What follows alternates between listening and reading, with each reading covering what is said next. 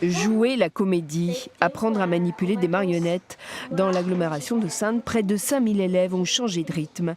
Semaine de 4 jours et demi et activités proposées dès la fin des cours. Ici, à l'école Pasteur, il est 15h30.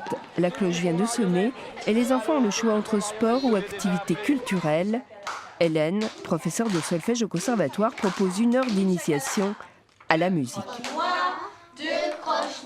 Souvent, il y a des parents qui n'ont pas le temps pour y aller au conservatoire et qui ont envie d'avoir des cours de musique pour leurs enfants.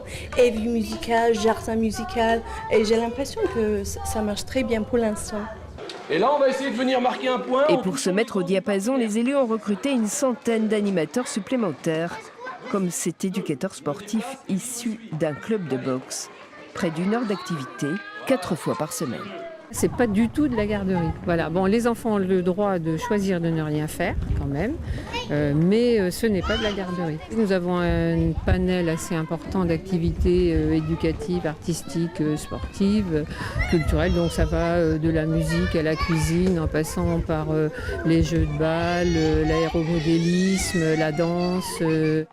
Courcouris, en milieu rural, une toute petite école. Ici, on a choisi une autre formule. C'est la pause de midi qui est plus longue. Après la cantine, les enfants peuvent s'initier au tennis. Et c'est le club de Saintes qui assure l'initiation, un nouveau rythme calqué sur les conseils des chronobiologistes. Les journées sont plus courtes et la matinée, on travaille en général plus efficacement. Donc travailler 5 matinées sur la semaine, ça permet d'imposer un rythme beaucoup plus régulier, sans cassure du mercredi, et c'est, à mon avis, beaucoup plus bénéfique pour les élèves. Dans cette école maternelle, on accueille désormais les enfants de moins de 3 ans, un autre volet des nouvelles mesures gouvernementales soutenues par la ville de Saintes.